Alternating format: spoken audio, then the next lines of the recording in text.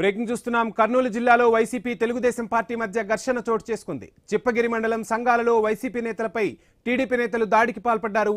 YCP MLA Virupaksha తమ్ముడు శ్రీరాములు ఓ కార్యకర్త ఇంటిపై టీడీపీ నేత నాగరాజు దాడికి దిగారు. ఏ కారణం లేకుండా తమపై దాడి చేశారని ఎమ్మెల్యే ఆరోపించారు.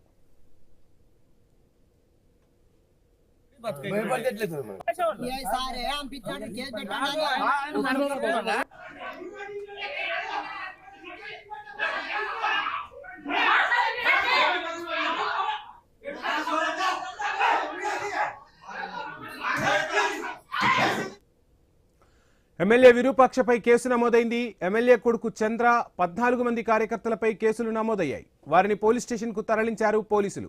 చిప్పగిరిలో ఎలాంటి సంఘటనలు జరగకుండా భారీ బందోబస్తు ఏర్పాటు చేశారు.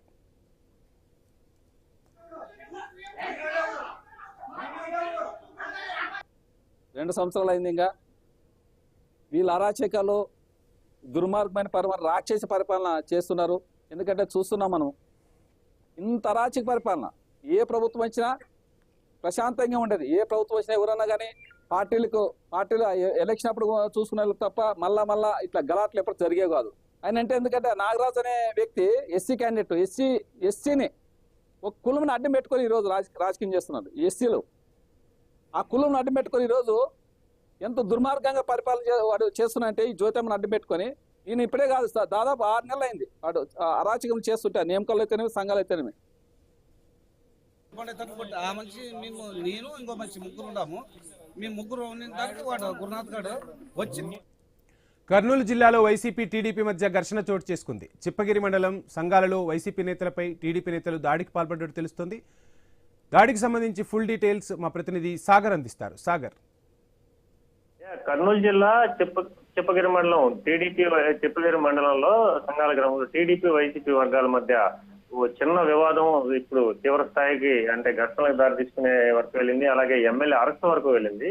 దీంట్లో పూర్తిగా వివరాలు కూడా చూసుకుంటే ఫోన్ సంభాషణతో అంటే చిప్పగిరి మండలం నేమకల్లు చెందిన టీడీపీ కార్యకర్త గురునాథ్ అలాగే సంఘాలకు చెందిన వైసీపీ కార్యకర్త గిరి మధ్య కొంత ఫోన్ సంభాషణ జరిగింది. ఈ ఫోన్ సంభాషణ నేపథ్యంలో వ్యక్తిగతంగా దూషించుకోవడం జరిగింది. ఒకరి మీద ఒకరు దూషించుకున్నట్టు తెలుస్తుంది. సో ఈ నేపథ్యంలో టీడీపీకి సంబంధించిన మొత్తం సుమారుగా అంటే 10 సంఖ్యలో చెప్తున్నారు. కానీ ప్రధానంగా గురునాథ్, శేఖరు, సుధాకరు అలాగే శివ మరికొంతమంది కలిసి నేరుగా కూడా మొత్తం ఈ వైసీపీకి సంబంధించిన వ్యక్తి మీద తీవ్రంగా దాడి చేసినట్టు, రాళ్లతో ఇంటి మీదకి వెళ్లి మొత్తం కూడా ధ్వంసం చేసినట్టు కూడా తెలుస్తుంది. దీన్ని విచారించేందుకు YCP MLA Sriramulu, YCP MLA విరూపాక్షకి సంబంధించిన ఆయన తమ్ముడు శ్రీరాములు కూడా వారికి సంఘీభావం చెప్పేందుకు ఆ గ్రామానికి వెళ్లారు. ఇదంతా కూడా శనివారం రాత్రి జరిగింది.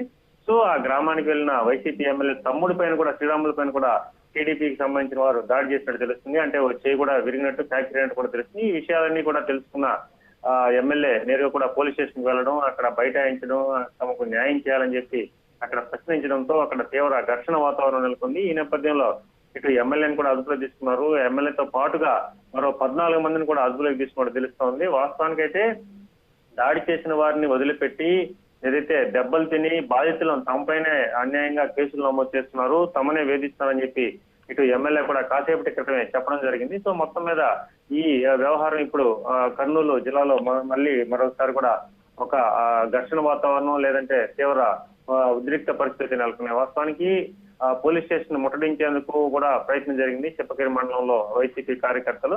సో ఈ నేపథ్యంలో ఇవన్నీ కూడా దృష్టిలో ఉంచుకుని పోలీసులు భారీగా బందోబస్తు ఏర్పాటు చేశారు. మొత్తం కూడా చుట్టుపక్కల ఏరియాలో కూడా 144 సెక్షన్ లాగా భారీగా బందోబస్తు ఏర్పాటు చేసి అంటే ఎటువంటి అవాంఛనీయ ఘటన జరగకుండా పోలీసులు అయితే బందోబస్తు ఏర్పాటు చేయడం జరిగింది.